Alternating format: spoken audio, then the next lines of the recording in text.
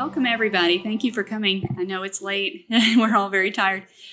We were thinking it might be a good idea if people would move toward the center. So maybe if our voices fail us, you'll at least hear us. So I think I'm losing mine.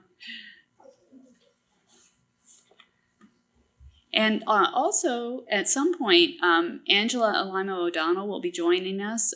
She is one of the members of the advisory board, and maybe that's a good place to start with presence. You may have heard this earlier today when Dana and Angela were talking in the plenary. This journal, Presence, a journal of Catholic poetry, did begin at the first of this conference series that was held at the University of Southern California in February of 2015. Someone in the audience in a panel that I was on, among other editors, just raised her hand and said, I think we don't have a Catholic journal devoted specifically to poetry, she said. And we do have the wonderful Dapple Things. I want to be sure to mention that. It's been around since, I think, 2005, so it's much more established than we are. And Meredith McCann, who was the editor-in-chief at the time and who is now poetry editor, was also on this panel.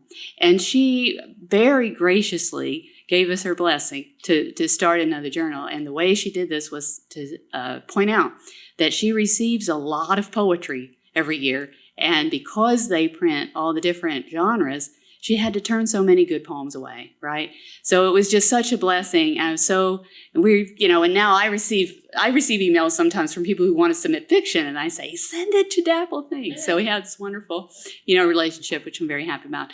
So Angela will be joining us, a very dear person to her. One of her undergraduate English professors died this past year, actually right before this issue of Presence came out. And so she wants to read the poem that we were planning to publish and talk about him a bit. In the next issue, she's going to be writing a life's work essay on him, Michael D. Riley. So she hopefully will make her way. We'll fit her in, whatever. And then I also want to acknowledge another advisory board member who's present tonight, Judy Valente. Judy is an award-winning journalist in the state of Illinois. Yes, up here. And we just didn't know she was going to be here tonight, or we would have probably tried to fit her in. She contributes poems, also wonderful poems to the issue, and we'll see how our time goes. Maybe we can have her come up and read too, or I can read her poem too, from one of the other journals. So I put up here on the table, I have all three of our issues. We're working on our fourth. So we're a toddler journal, I call us. I have 3 issues out, and we're working on the 4th. We publish new unpublished poems. We are building a translation section. We started with a couple poems in the first issue, and it's grown, enlarged. We're really working at representing a number of countries in each issue, especially to show a commitment to Catholic with a small c in the journal. So that's very exciting. Jeannine Pitas. Jeannine, maybe I'll introduce you now. Why don't you stand up? Very happy to add another editor to our group this year, Jeannine M. Pitas, who teaches at the University of Dubuque, Iowa. She's going to be our Spanish translations editor, and she's already telling me she's found like 5 poets I think you want to add, right, to the 2020 issue. So thank you, Jeannine. She's going to talk to you more about the translations section tonight. So anyway, so we have the translation section, new poems. We're trying to open up more space for book reviews of individual collections of poems that sometimes get shortchanged out there. So I'm very proud of that. Every issue we have over 20 book reviews and 2 interviews and 2 or 3 essays on the life's work of poets who have been writing for many decades. So that's kind of what we do. I'm going to bow out and have Marjorie come up first. Marjorie is our assistant editor. She's read thousands of poems over the years. She's becoming my best friend and right-hand person. We spend a lot of time together.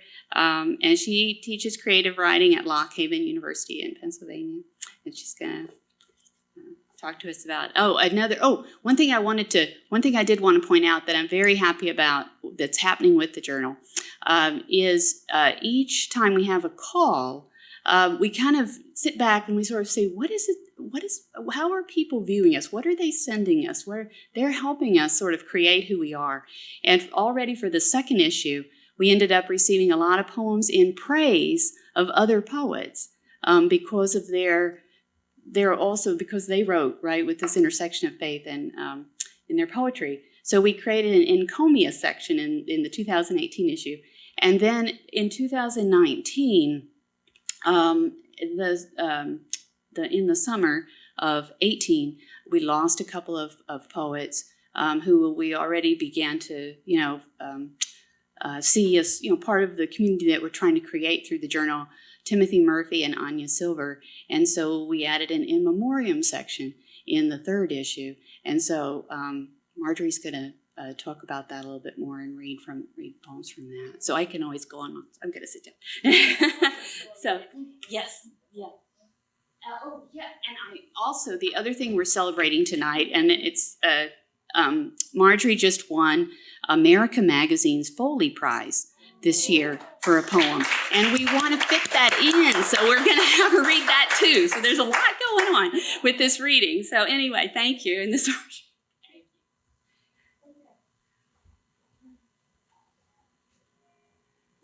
There's a big cord here, so I'm going to kind of troops over it a little bit. Okay.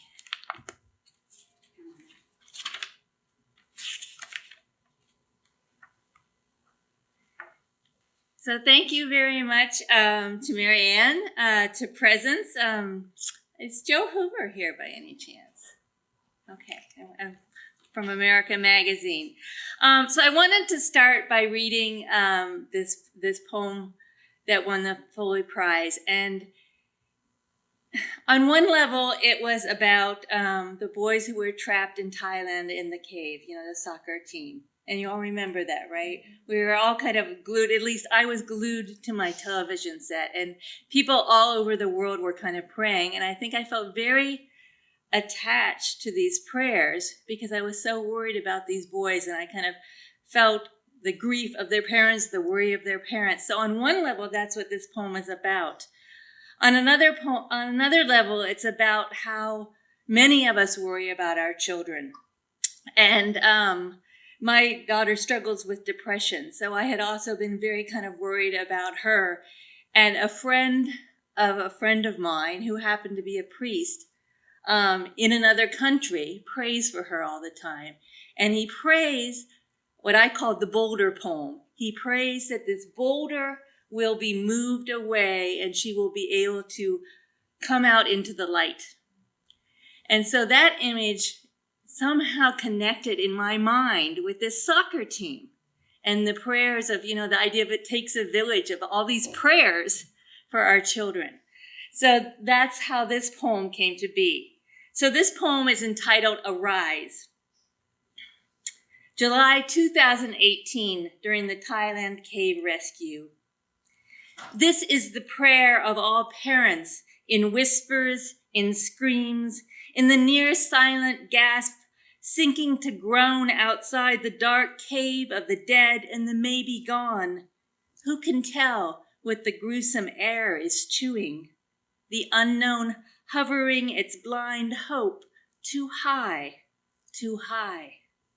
This is your language, this mine, lament, swirling the undercurrent of belly, twisting the tunnel's neck into blind holes, dead ends, while the now maimed but still living parents beg, arise, come forth.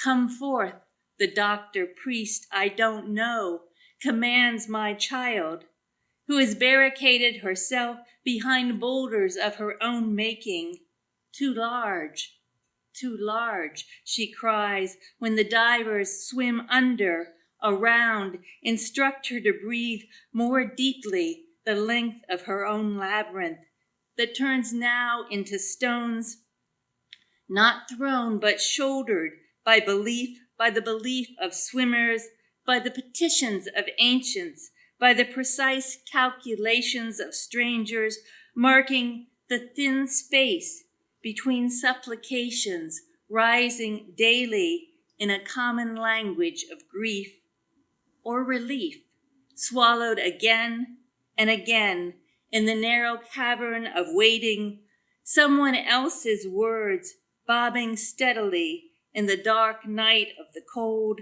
the faithful ritual of rescue, ready to begin again for this child and this one, and even mine, miles below belief and barely breathing.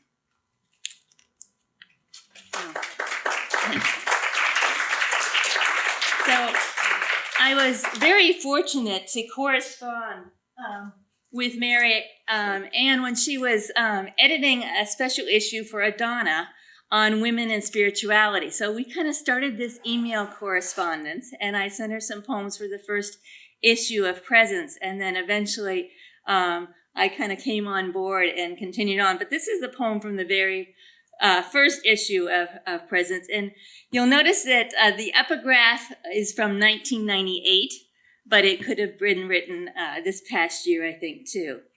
54%. And the epigraph, think the president's moral standards are the same as the average married man's, 1998 CNN poll. Not you, of course, but the neighbor, the ex-spouse, the mailman, the PTA director, the ex-Marine, the exotic dancer, the accountant on the corner with 2.5 kids, the extra, hear all about it, internal disintegration, that is, sin, as in biblical, as in one more of the 10, everything averages out, a little leaven, extramarital, extracurricular, extraordinarily average, just a common man, indelibly branded with Adam. So I've been honored to be one of the poetry editors since the second issue, and I wanted to we've just kind of grown. I think last issue we had 400 different poets submit poems, and some fantastic poets submitting. So I wanted to read a little bit about my statement on the Presence page. So this is kind of my philosophy of some of the things we're looking for. Poetry leads to discovery, prompting us to face ourselves, others, and the world around us. The poet has the potential to become that voice crying in the wilderness, prepare ye the way of the Lord. And yet, similar to a powerful painting or a piece of music, poetry can't be paraphrased or condensed. It must be experienced, as we all know. The words need to become, as Marianne Morse argued, imaginary gardens with real toads, be it the gardens of Versailles, Eden, Gethsemane, or Babylon.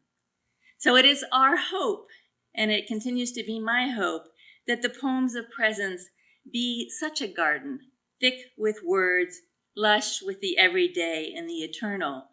And so we're always on the lookout for poems of both prayer and penitence, poems of awe and adoration, but also poems of witness and interaction with what I see as this funny, diverse, beautiful, flawed, and quirky world. So I wanted to read one poem from this most recent issue. And this is by Richard Spillman, and it's called Finding God.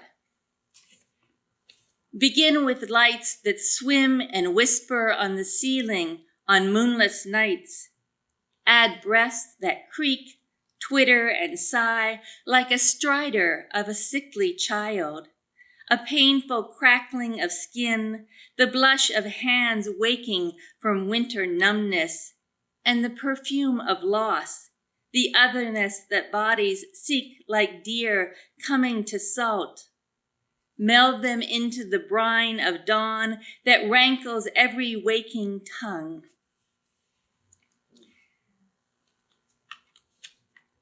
And I wanted to end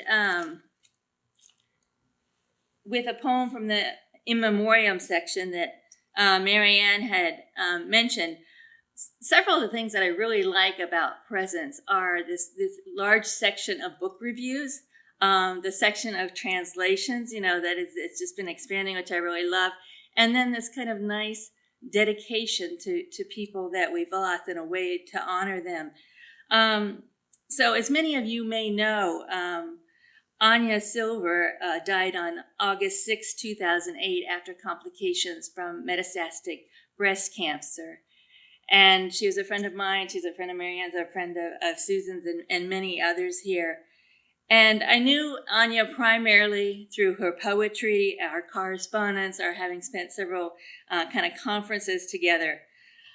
But in just a few years, she really impacted my life quite a bit. And the last conference I was with her at was the Festival of Faith in Writing, and she did a panel on joy.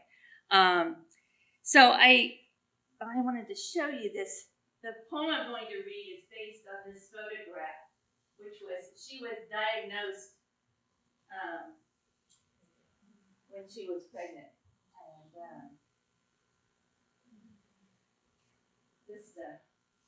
I'm going to get choked up now. And this is just a photograph that her husband had posted. So I'm going to read this poem that is in Presence called Photo with Bald Heads for Anya and Noah Silver. Photo with bald heads, or nearly. The baby fuzz is hers, compliments of the cancer we seldom speak, though she does, loudly and often, but not now.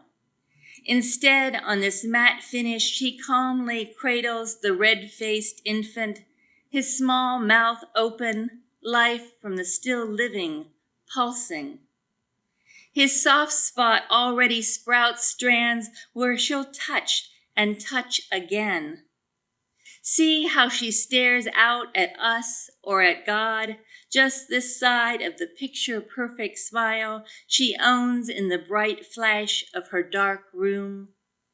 See how she embraces with her sleep-deprived, wide-awake eyes much more than the omniscient, one-eyed camera could ever claim. Only she can reveal her here, there, now. See, this is me, grabbing my own ever after. The camera clicks and subtle shifts that follow, her liturgy not of beginnings or ends, but persistence, holy continuation into our space of now, brimming just so with this immortal moment of joy. So I wanted to now introduce to you Susan Miller, and she is the author of Communion of Saints Poems from Paraclete Press. She's published in numerous journals, including Image, Commonweal, Swanee Theological Review, the Journal of Feminist Studies in Religion, Iowa Review, etc., etc. And her poems have been included in, among others, the anthology of St. Peter's B-List, Contemporary Poems Inspired by the Saints, edited by our own Marianne Miller. She's twice won Dorothy Sargent Rosenberg Awards for Poetry, and she teaches at Rutgers University and lives in Brooklyn. So, thank you.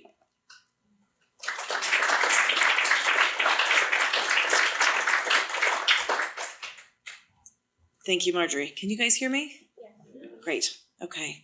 So I'm actually here to present the In Memoriam section of the magazine, which I have come to think of as the section that I write a poem for every year, because all my friends keep dying.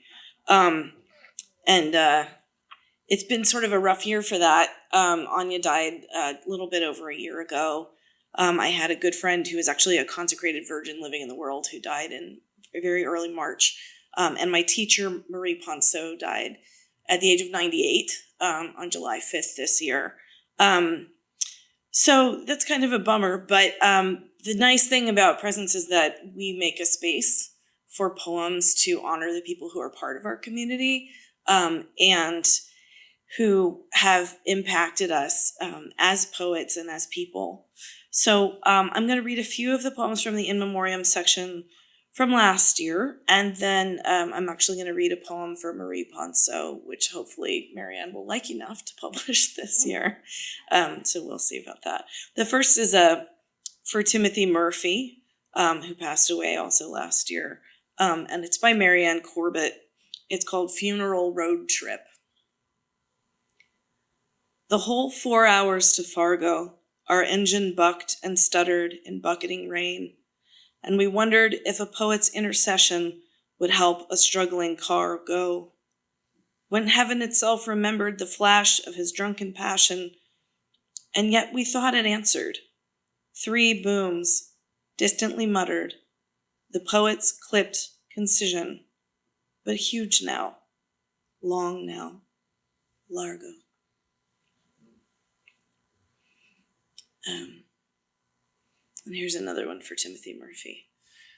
This is by Rick Mullen. It's called Third Sancerre for Timothy Murphy. You were everything that's good and bad about sestinas, hunting, and Catholicism. Redolent of Scotch and balm of Gilead, transcendent, gay, and full of catechism.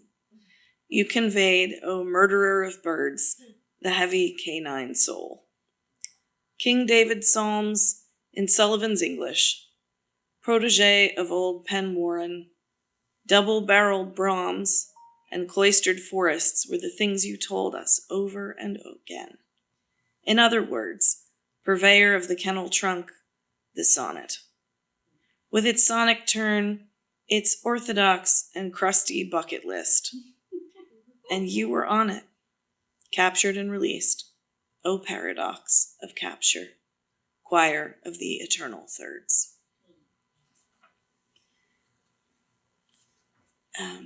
This is the one that I wrote for Anya. I'm not going to talk about Anya because I started doing that in January and I talked for 11 minutes and everybody was horrified. And I cried. My friend was drunk. It was like a time. So this is called Et in Arcadia Ego, which I think probably you all know means, and in Arcadia I am. And then it just stops. There's no ending to that sentence. So, Et in Arcadia Ego for Anya Krugovoy Silver. Yesterday, a new Tom Waits song was released, and I thought of you. In a different world, we would have met up this October, our heads together over a cafe table, and we could have sung it like schoolgirls singing the anthem of their country. Not Russia, not America, but the country of those who joke about death and carry a St. Agatha prayer card wherever they go. In April, your hair was growing back, and you wore red and black earrings that swung like pendulums over our lunch. You ordered a giant cup of coffee. I ordered a giant sugar bomb. The sun warmed our walk through Central Park, and we linked arms, talking about how much making out is okay for a 14-year-old, being moms. It was and was not an ordinary day. Now I'm the only one who remembers how slowly we walked, how I returned you to the apartment because you feared getting dizzy alone. I've been trying to pray more, reading your poems. I painted my nails red because of you, letting the chips show. I walked through the house, wishing you would haunt me the way you said your dead friends would sit with you during chemo. One more time, I would sing to you, Bella Ciao, Bella Ciao, Bella Ciao.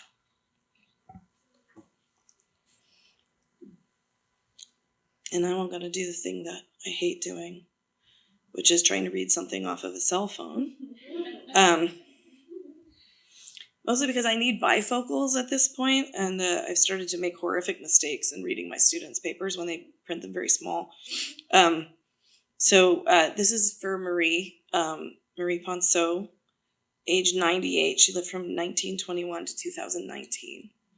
And in that time, she taught hundreds of students. She taught for many, many years at Queens College in New York. And after that, she started teaching at NYU, at Columbia, at Poets House, at the 92nd Street Y. She taught at Beijing International University. She taught so many people. And the thing about the way that Marie taught is that she made us observe each other's work instead of critique each other's work. And because of that, people actually ended up being friends after they were done with her workshops instead of wanting to take large bite-sized chunks out of each other. So when she died, I was on an email list of people who sort of were routinely making a little anthology every year of poems to honor her. And so 54 people on this list got the email about her death, and suddenly I was like, my whole inbox was just choked with people wanting to talk about her. So this poem is called Compass Rose. It sort of refers to that. For years I have kept quiet, my words ships that never came in. I could feel them flogging my rib cage, racing for shore when I woke suddenly, but my throat closed. And all that time, you tried daily with pencil and paper, your tiny handwriting carving a channel, a practice of years, then decades, writing even beyond the loss of language. Yesterday, a flurry of letters, 54 people eulogizing you. Your blue eyes, your laugh and cough, that chorus. Still, I'm keeping my thoughts to myself.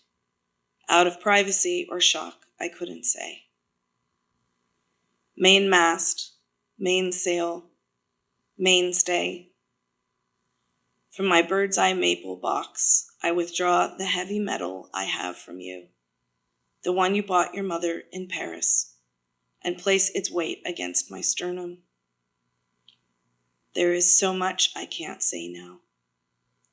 But as you are not here to say it, in remembrance of you, I will begin.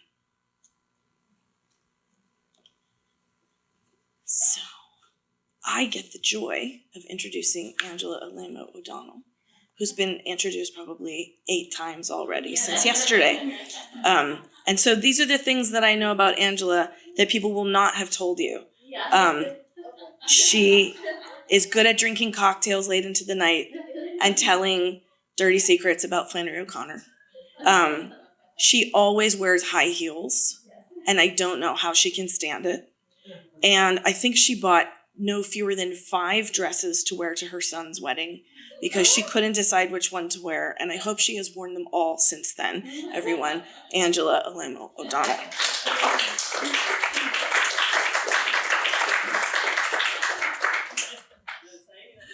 I did wear them all, not at the same time. I actually had a change of wardrobe during the reception I figured I was going to use them. I bought them. There they were. So thank you for that. No one has ever given me an introduction like that, so I appreciate it. As has been said this evening, as many of you have noticed, in the new edition of Presence, we lost several members of our community of Catholic poets in the past year. And one of those poets was Michael D. Riley, a person that I have known for many years. I have been blessed to have had Mike in my life since I was 18 years old, a freshman in college at Penn State University. I first knew him as a brilliant writing and literature teacher, and later as a generous fellow poet, and finally as a dear friend. He, in fact, is the godfather of my youngest son. When Mike passed away unexpectedly on February the 23rd, 2019, many people felt his loss personally, as did I, but those of us who may not have known him suffered a loss as well. The loss of a fine and distinctive voice, of a source of poetry that teaches us to look hard and closely at the world, especially its ugliness and brokenness, until it yields beauty and benediction. Mike's poems wrestle with the brokenness, like Jacob wrestling with the angel, because the poet knows that somehow, some way, God resides there as readily as in the beautiful. What is beauty, Mike once wrote, but hope in love with everything it finds? This describes so well the complicated love Mike felt for the world and expresses in his poems. Beauty is unnecessary and it is essential to life, gratuitous as a sand painting and practical as a nail. The poet's task, Riley reminds us, is to name and praise that beauty, quote, to chant the world, to learn the songs of blessing. And chant the world he did and does, filling the reader with hope and greeting us and all he finds with love. During his lifetime, Mike published 6 books of poems: Scrimshaw, Ashore Here, Players, Circling the Stones, Green Hills, and Ordinary Time. He published poems in many journals, and his poems were collected in several anthologies, including the Book of Irish American Poetry. He was, like many of us here, a tireless writer. He took pen and paper with him everywhere he went, constantly surveying and noticing the world with his poet's eye. During his last hours of consciousness, his wife, Anne, also a dear friend of ours, called me to ask a favor. Mike was very concerned that the book of poems he had finished and submitted to his publisher, Whip and Stock, would not make its way into the world if he were to die. And he knew he was dying. The book had been accepted, but it needed to be edited, formatted, and ushered into the world and looked after, as we all know our books need to be. A book without its maker is like a child without a parent. It doesn't stand a chance of surviving. And so Mike asked if I would see his book through. And this is so typical of Mike, to be on his deathbed and worry about his poems, whether they would flourish without him. He was totally dedicated to his art, and it was my privilege and honor to say yes, to set his mind at ease and to assure him that Pattern Evidence, his book, would be published and placed in the hands of readers. And thanks to the good people of Whip and Stock, I don't know if anybody from Whip and Stock is here this evening, but if you are, thank you so much, because they worked closely with me during the formatting and editing process. And this was a very unusual situation. Usually you're working with the author, not the author's friend. And we were able to have the book ready for this conference, an event that Mike was much looking forward to attending. So it does my heart good. I leapt today, actually, to have Mike's book in my hands and to see my friend's poems alive and well here, speaking to us. Yeah, it's beautiful. Very, very thrilled to see this. And even though he's gone, obviously, his voice still lives in these pages. And this, of course, is how we writers leave ourselves behind. And here's a quick summary of here's a quick version of the summary that I wrote for the book, on the back of the book. In Pattern Evidence, Michael D. Riley sifts through the evidence of ordinary life in search of the patterns that lend shape and meaning to our days.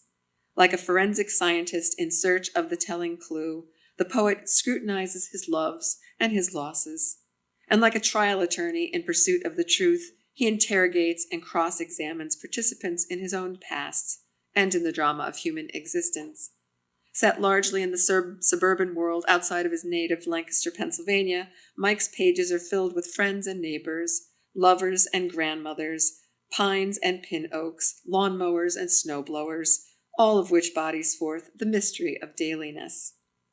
Michael Riley's final book documents his evolution as an artist, offering poems that span his career from early to late, demonstrating his characteristically broad range of interests and simultaneously his constant return to those things that matter most: family, faith, and poetry. Pattern Evidence constitutes the summation of a lifetime of close and careful observation and showcases Mike's gifts as a poet: his keen eye, his sharp wit, his capacious mind, his practiced hand, and his large heart. This book is a final farewell to and a celebration of a life well lived and well loved. I am currently working on a lifetime achievement essay that is going to be published in the next issue of Presence about Michael Riley and his work. And again, this is one of the features of the journal that all of us love and admire so much, the way in which poets are embraced as part of the community, their lives and their work celebrated, and the way that they are mourned when they leave us. I know you will take time to read the essay when it comes next year, celebrating Mike's work and mourn his loss. And I also encourage you to take a look at his book. They have just a couple of copies at the whip and stock table, and you can also order them if other people buy them. Again, it's just a delight to have this book out into the world. And I'd like to conclude my remarks by reading Mike's last poem in the new issue of Presence. He was planning to be at this conference to read the poem himself. He should be here.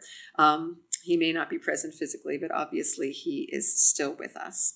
And it was actually, I wrote to Marianne when Mike had passed immediately, and she was just in the final throes of putting the issue together.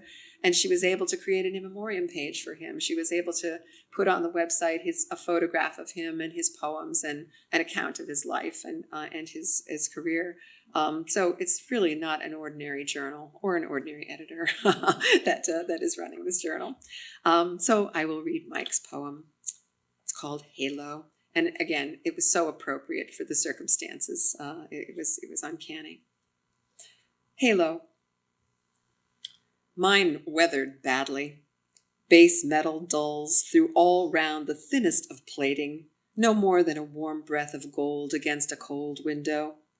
Chinks, scrapes, ferrules, the thing weeps without a sound.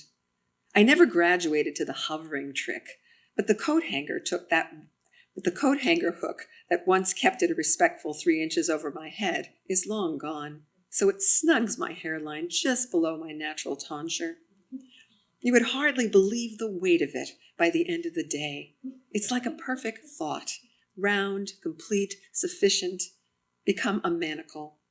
I don't mean to complain. After all, eternity is a long time, and here it is Tuesday already. I have time, they all say, smiling, and tonight, at Vespers, such lovely singing.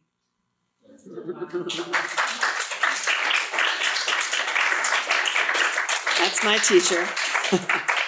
And now I have the pleasure of introducing, who do I have the pleasure of introducing? Catherine.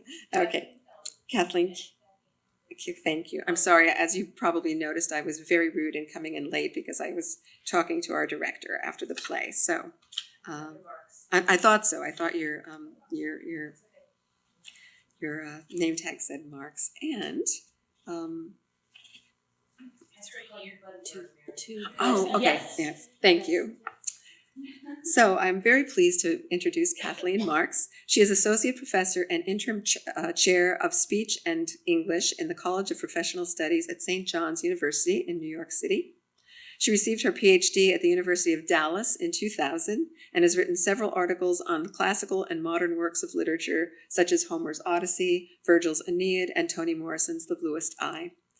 Author of the book Toni Morrison's Beloved and the Apotropaic Imagination, University of Missouri Press, 2002, about the intersection between African American literature and ancient Greek religion. Kathleen lives in Queens, New York City, with her professor husband and high school-aged daughter. So please join me in welcoming Kathleen to the podium.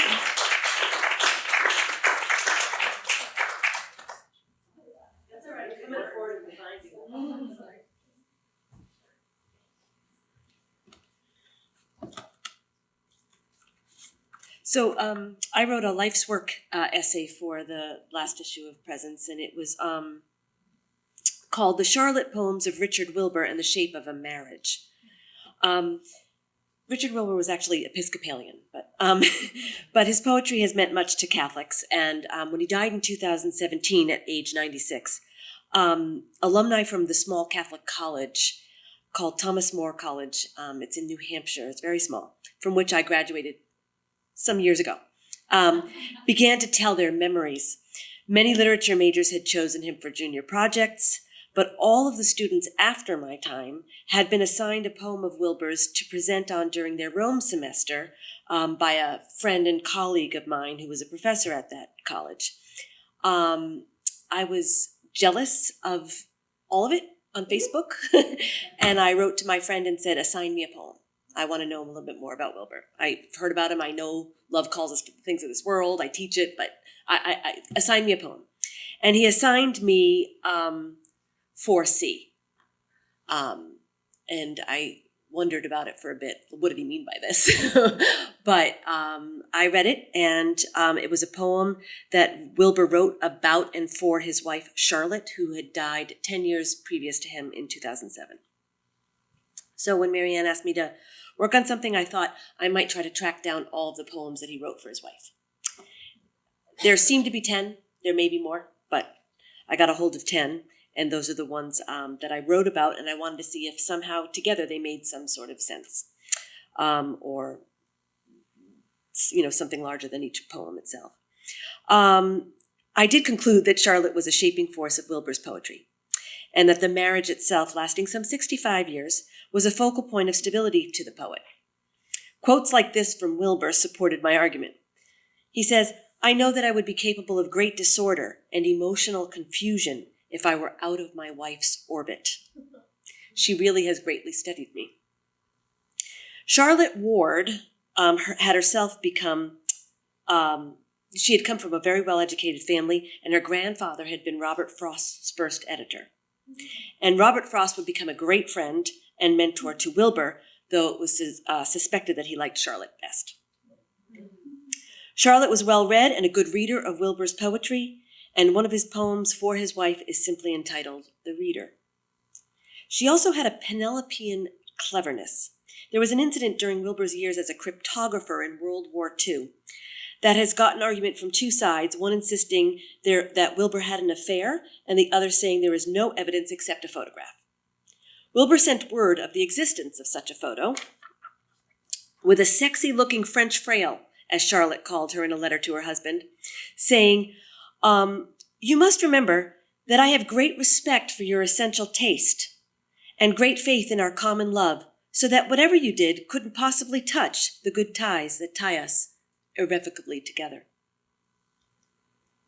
Affair or no, the idea that there could be these tensions that pull over against any sort of flatness, lending a full and rounded shape, often reflected in Edenic pairs and pear-shaped images throughout the Charlotte poems, follows him. One of my favorites of the poems written for Charlie, as she was called, is Piazza di Spagna, Early Morning. Set in Rome, and wherein marriage means that he can see something she described to him as though directly. "I can't forget," he writes, "how she stood at the top of that long marble stair, amazed, and then with a sleepy pirouette, went dancing down to the fountain-quieted square." But Wilbur hadn't been there that evening. Charlie had spent a late night out with a male friend when Richard was too sick to tag along, and she returned with a happy tale of her adventures, which included drinking from 15 Roman fountains. Something maybe about the impersonal loneliness on his wife's face puts to his imagination that Charlie is not then a girl, but as it were a reverie of that place. And as a sort of frolic or daydream, she comes down the Spanish steps toward the Bernini boat-shaped fountain, as when a leaf, petal, or thin chip is drawn to the falls of a pool and, circling a moment above it, rides on over the lip, perfectly beautiful, perfectly ignorant of it. Here we get a sense of Charlie as drawn by forces other than her husband, and yet as one who comes back. His young but strong marriage is as a stay against confusion and anxiety, and Charlie figures as a center that holds and does not drop or sink. Her orbit imaged as circling a moment above, and it never seems to go too far or over, and reminds me of the fixed foot of John Donne's famous compass. She justifies her husband's journey and yet persists in her own place, ever rooted in love and ever revolving closely around love's source. In fact, those years ago that I was at Thomas More College, I did my junior project on John Donne. And I do see a lot of likenesses, and I'm grateful that these two poets give us a wholeness of vision. There's a lot of brokenness in poetry, right? And it's very understandable that we're drawn more to that.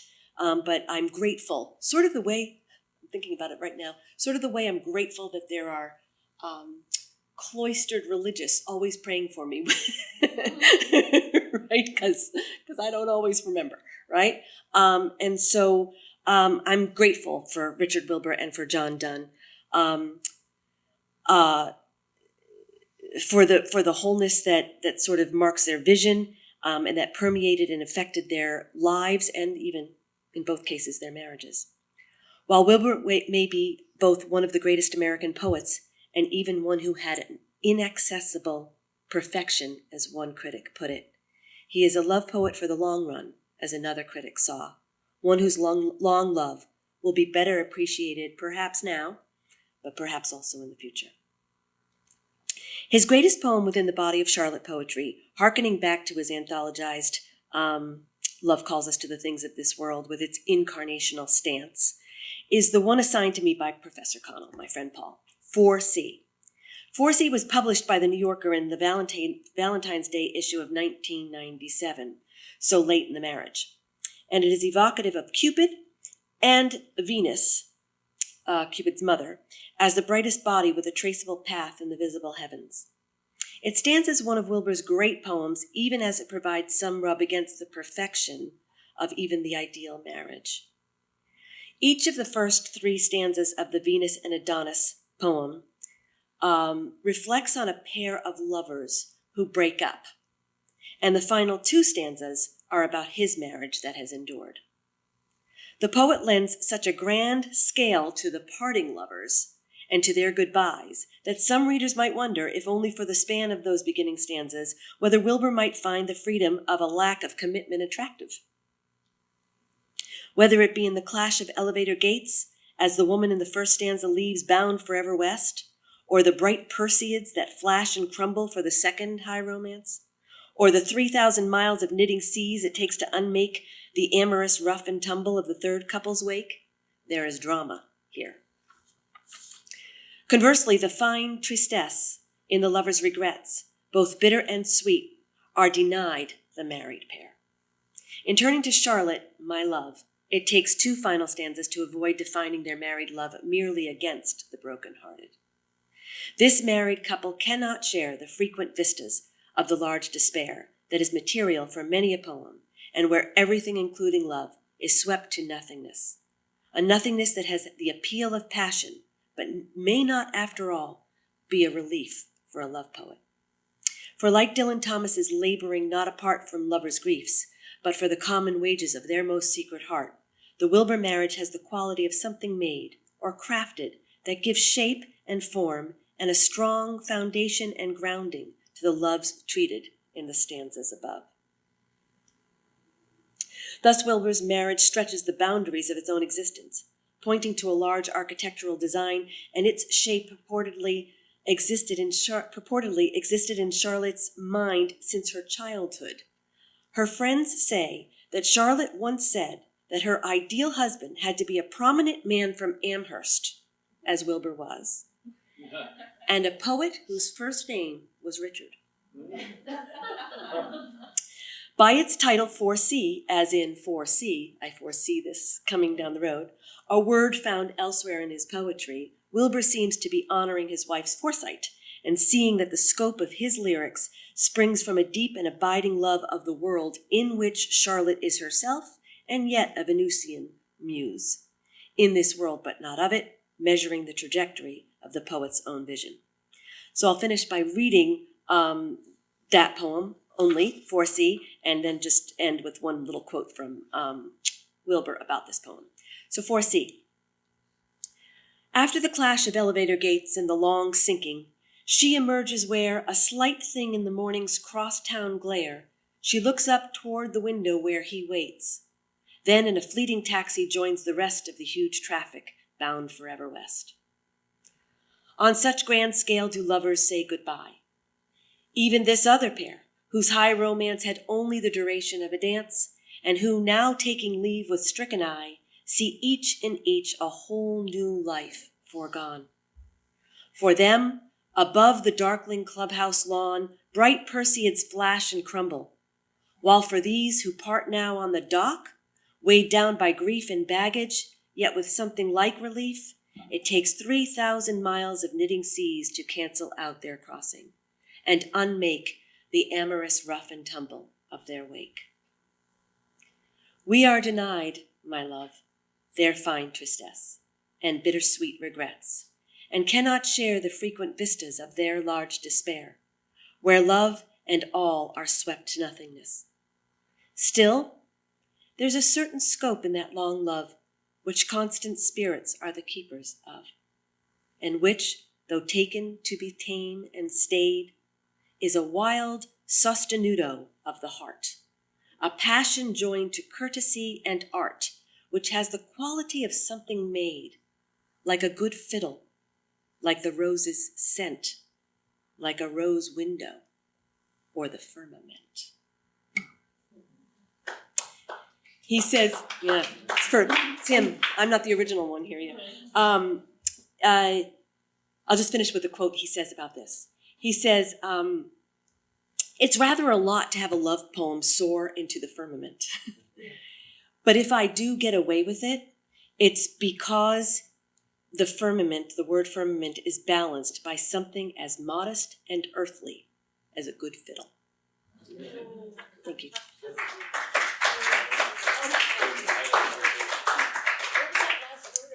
Fiddle. Oh, fiddle. Oh, okay.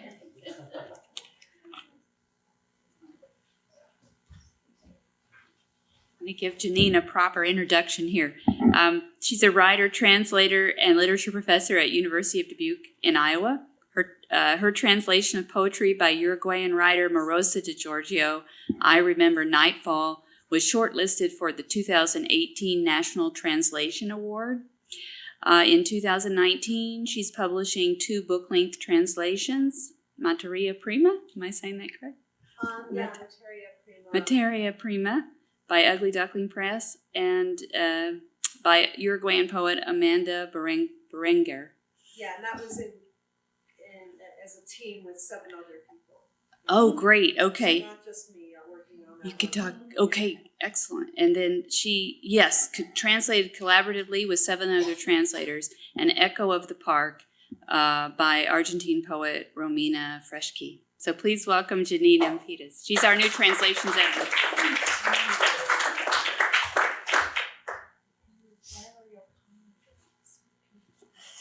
I didn't even know. I didn't even know about the peacock thing. Well, now I know. So it was serendipitous, I guess. Like a shipwreck, a televised series, a program watched again and again, like a chair, like a dog at midnight, like the way you're stripping me of my skin, and skin is infinite. We're alone. Arms, nails, emptiness. To die, I'd throw myself into the sea. To die, I'd throw myself into the air. I'd cover myself fully in dense and dark earth. I wouldn't be able to die. I'm not here, no. I walk in the shadows of another life. I hang from the anvils and the scaffolding. I become fire, vegetation, iron. Sometimes I get up at dawn to listen to the sirens of their voice, their proletarian day. Goodbye, thanks to the body, thanks to the gaze. Only the slap, the foam, only nakedness comes for me. I'm the earth, and I'm undoing myself. I come in through the windows. I call upon the doors of the houses. I watch the blood run and feel the earth turn with its jail cells, its mental hospitals, its bosses in their offices. Insurance policies are floating, letters where wives abandon husbands, leaves, angels. The newspapers denounce sedition, their sources confirmed. I see a murdered man. He's crying. His blood is filled with flies. His tortured blood rises up and fills the walls with roses. So that was to make sure you're still awake at almost 10 p.m. So a little bit of intense material for this late at night, I imagine. This is a poem by Selva Casal, a poet from Uruguay who was born in 1930 and is still living and still writing every day, even though she's homebound and wheelchair bound and has Parkinson's disease. And I mean, most of her poetry is like this, and you probably wouldn't expect that when you meet this very delightful grandmotherly lady who would give you tea and cake as she has to me the 2 times I've had the honor of being in her home. And she published this poem and several others in 1974 in a book called We Do Not Live in Vain. It was a denunciation of the government at the time in Uruguay, which was, as in most of Latin America at that time, was under a dictatorship. So that's a translation I did in this last issue of Presence, but I'm so delighted to see how the entire translation section under the leadership of Gregory Orfalea has really developed and expanded.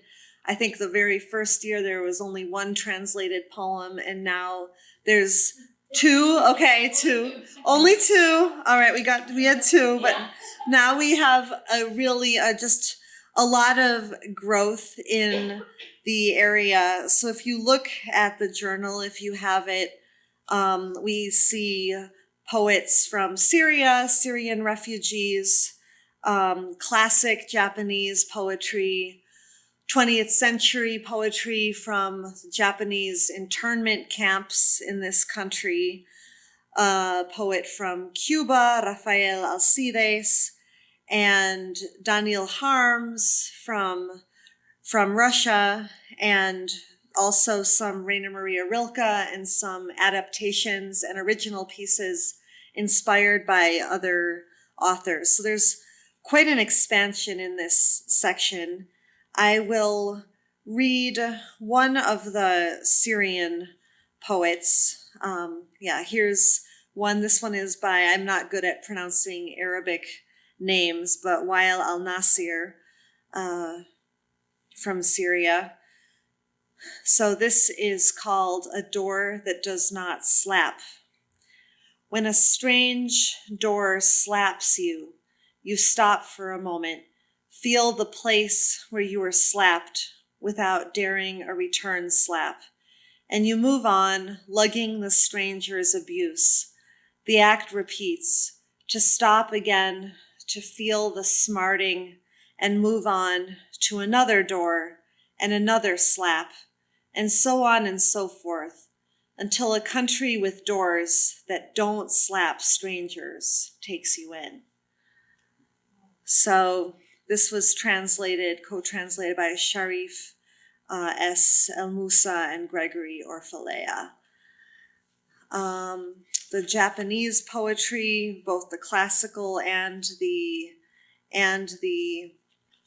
more contemporary, is also very powerful. These were done by Garrett Hongo, and so there's not biographical information known about these Japanese American poets because of how the material was found.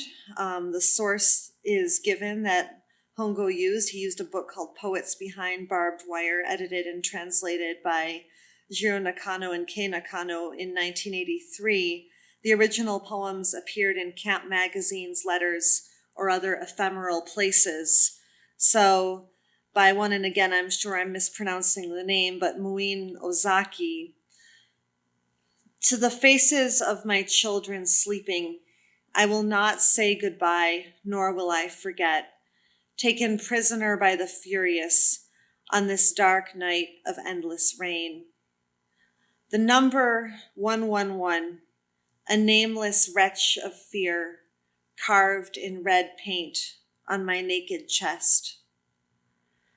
I look around at the darkness without stars, my new home near the volcano, and hear a voice I know. And so that just gives you a taste of some of the material. It's not all so dark and gloomy, I guess. I'm more drawn to that sensibility. That's just kind of my personal aesthetic. So rein me in by sending happy and cheerful Spanish translations to Presence now. And I will, I'm very happy because in my new role here, I've started to get some very good material from a pretty good variety of sources. Since I work on Uruguay, my bias tends to go down there, Southern Cone, Buenos Aires, is Argentina, of course, Montevideo, Uruguay, that area. So, I mean, I'm interested in work from the entire Spanish-speaking world. So send me your best work or your students. I'll look at anything.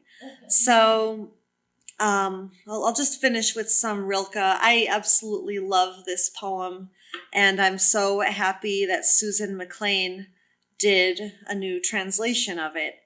Autumn.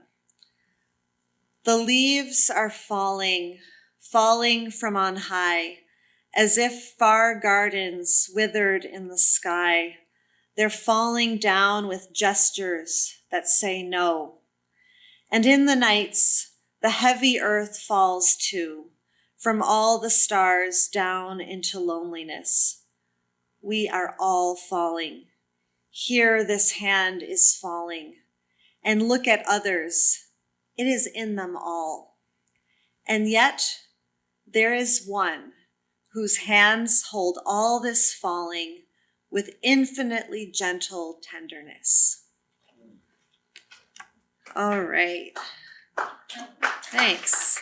A collaborative effort. Translation's about collaboration. It's about community, and that's what this whole journal really seems to be about.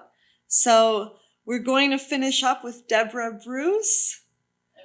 You're there. There you are. I'm like, where is she? Okay.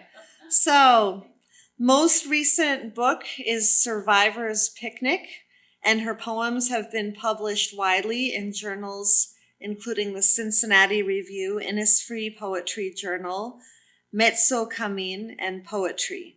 She is Professor Emeritus at Northeastern Illinois University in Chicago and sings in the choir at St. Nicholas Parish in Evanston, Illinois.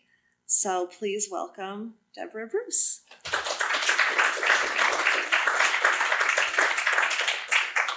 Thank you. I'm really blown away by this whole gathering. I sort of stumbled into Presence. I don't even remember how. And I thought, oh, I have a poem about an experience from a Catholic childhood. I think I'll send that in. So it's really been just quite an experience to be here today, and especially this evening, to listen to these readings and just to get a sense of this as a community. And I love the In Memoriam poems and just that whole idea of having that section, and it's just really been great. And I very much like the magazine, and there's a lot of variety in it, which is part of what I like about it. And as I read through it, I thought, well, what does it mean to be a Catholic writer? It means a lot of different things, and it's a pretty small C definition, as has already been alluded to this evening. And I've just picked out a couple of poems, just two small poems to read, and then my own poem. I know it's very late and you're all very tired and dying to go drink. So I have a poem here by Barbara Crooker, who I know a lot of you know her. Barbara's a wonderful poet, and this is a little poem about a statue, a Petite Marie, or Petite Marie, a statue that she stumbled upon in France in a little town called Avouillard. Petite Marie, full of grace, you stand in the midst of a harvested field, stubble at your feet. Holy Mother, glazed in ceramic, your robes are the same blue-green of Lot-et-Garonne, the colors of shutters and doors.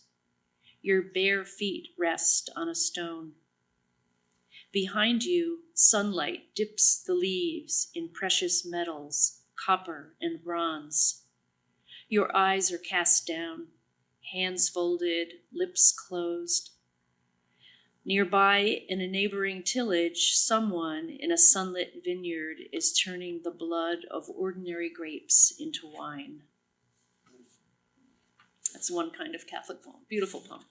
And this is a poem by a sister, a nun, and my poem is about a nun, so I thought that they made a nice pair. This is Sister Ann Higgins. I've never met her, but I know she's around. And it's a little triolet, it's in a form, and one of the things I liked about the magazine very much is that I love to write in form. My poem is a sonnet. But there were some formal poems, but not that many. There were free verse poems and a whole range of just approaches to Catholicism and so on. So it really had a lot of variety, I thought. So this is a really tiny little poem, a triolet based on repetition of 2 lines. The End of Daylight Savings Time by Sister Ann Higgins. Random scatter in the paling sky. This All Souls evening dusk arrives at 5. Each fall, the convent graveyard makes me cry. Random scatter in the paling sky. The calm before November's migrants fly. By next week, early dark and cold will drive random scatter in the paling sky. This All Souls evening dusk arrives at 5. Isn't that beautiful? And it's hard to write a triolet. They're really hard to write, even though they're so tiny. You only have to write a couple of lines, but they're very hard. Okay, so my poem to finally end it, I think, right? This is the end? Okay. Woo! Is about a long ago, pre-Vatican II, I hate to admit that almost, childhood experience, back in the days of rules about not eating meat on Friday and all of that. And I always told this story to people. I thought it was kind of an entertaining little story about when my mother accidentally sent me with a meat sandwich to school on a Friday. But the point was to kind of make fun of the old Catholicism and especially the nun at the center of the story. But then I thought about it in recent years and thought about writing the poem about it and thought, no, that's really wrong. It's really, this nun is not, she doesn't deserve to be mocked or satirized. She really was the comforter. I mean, and as many nuns have been to all of us probably, or to many of us, not all of us, but she, like a lot of nuns, kind of showed up at a time when an anxious, troubled child really needed to be comforted. So here she is, Sister Edward's lunchroom blessing. White bread not yet stubbed with fingerprints. I took one bite and knew what my mother had done. Turkey sandwich on a meatless Friday. How could she forget? Sister Edward appeared by my table as if she'd already heard, as if my mother had called the school to confess. I'd seen a man sitting on our piano bench, arranging all her fingers into a chord the day before. My father on his way home. I'd never tell. But Sister Edward's hand resting on my head was heavy, warm, as if to let the tight twist of my braids begin to loosen. I didn't know his name. She said my sandwich was only a mistake. My mother had not sinned, and I must eat. Aww. Yeah. Thank you very much. Thanks.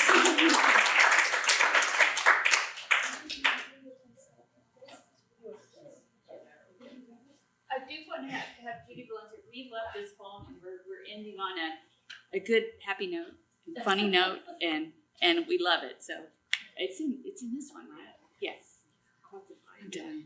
Well, you're very kind to call me up, and it's been a great evening and a good way to end this first full day of the conference. So we'll end with a poem called "A Place Called Trouble," which Marianne kindly nominated for a Pushcart Prize.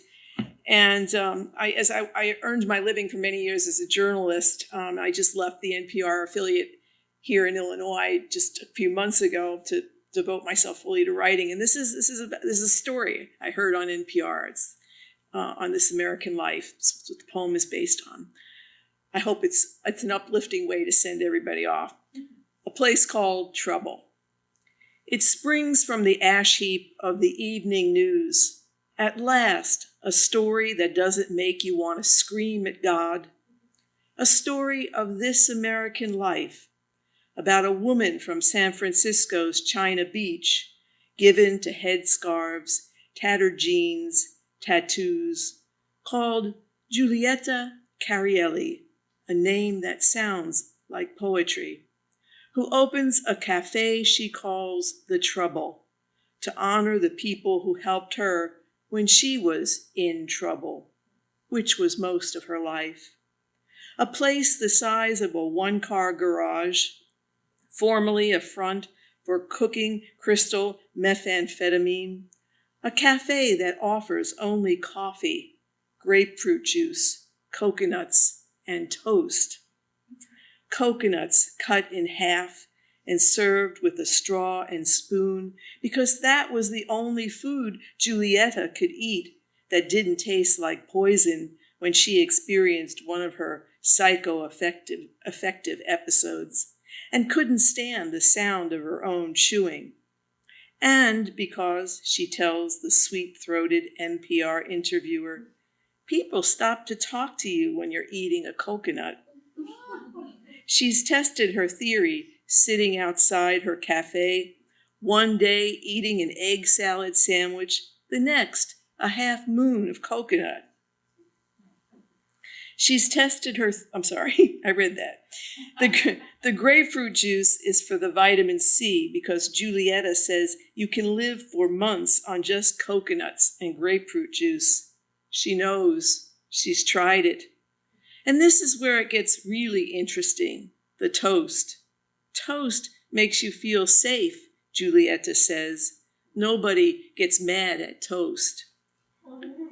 I'm listening to this on the car radio in a conga line of traffic driving home from Chicago to a town I love called Normal, to a man who's prepared a meal for me of fish, potatoes, green beans, and bread, not toast.